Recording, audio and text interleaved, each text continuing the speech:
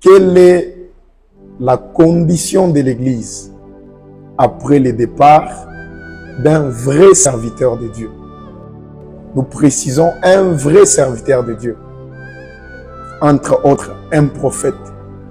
Ok. Après le départ d'un serviteur de Dieu, quelle est la condition de l'Église? Comme le prophète Branham est parti, quelle est la condition de l'Église? Nous vous accordons la parole, cher pasteur. Bon, merci beaucoup, frère Josué, pour cette question que nous allons essayer de décortiquer ensemble par la grâce du Seigneur. Et pour ne plus tarder, nous allons lire dans Exode chapitre 32 au verset 1er. Et nous allons lire au nom du Seigneur. Le peuple, voyant que Moïse tardait à descendre de la montagne, et s'assembla autour d'Aaron et lui dit: allons, fais-nous un Dieu qui marche devant nous, car c'est Moïse, cet homme qui nous a fait sortir du pays d'Égypte. Nous ne savons ce qu'il est devenu. Là, Moïse, ce qui me fait beaucoup vraiment rire et aussi qui mène un peu de douleur. L'attitude du peuple. Oui, l'attitude du peuple. Moïse a essayé tout simplement de faire un petit saut à la montagne pour parler avec Dieu. Là, Moïse n'était pas encore mort. Vous voyez? Des fois, ça arrive. Peut-être un vrai serviteur de Dieu, il est dans les champs missionnaires. Et qu'il a une certaine vision de son Église. Il a une certaine vision de l'Église.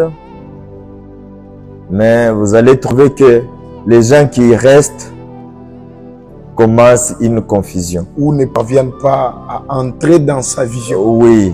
Alors, ça devient compliqué.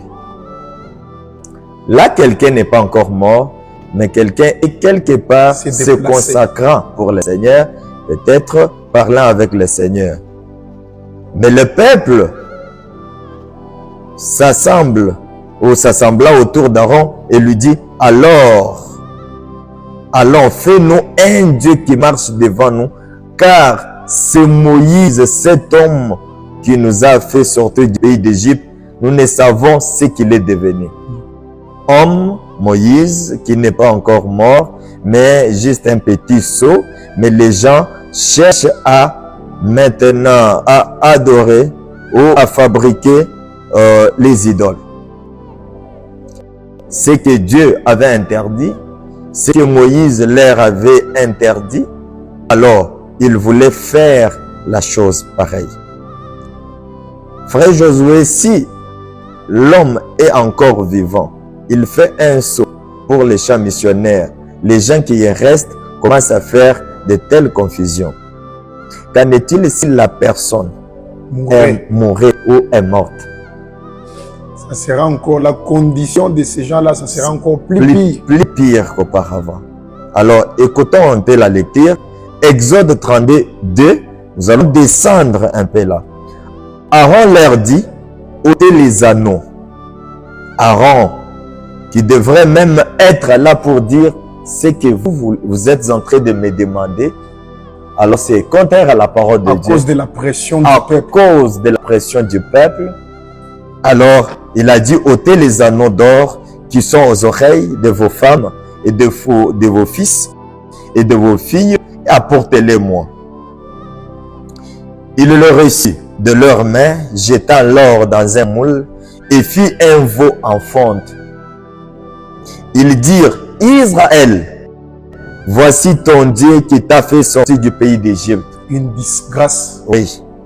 Voilà les débuts d'une confusion qui commence. Les enfants d'Israël ont manqué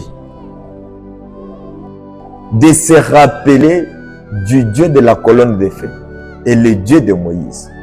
Le Dieu d'Israël qui faisait pleuvoir les mannes.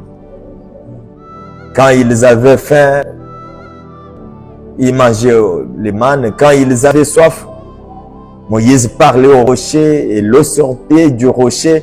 Il pouvait boire. Ils ont oublié totalement ça. Voyez?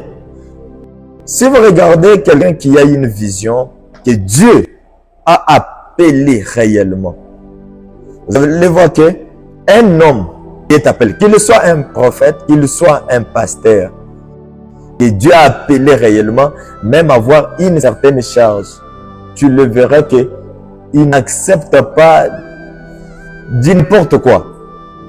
Il est zélé dans ce qu'il fait. Parce qu'il est commissionné pour ça. Il est commissionné, il entre vraiment dans la vision de ce que Dieu est en train. Il peut même commencer à dormir avec la famine du jour au jour pour que l'Église, le peuple de Dieu, soit façonné par la parole de Dieu, pour qu'il y ait aussi des gens que Dieu peut utiliser, qui peuvent sortir aussi de son ministère comme lui.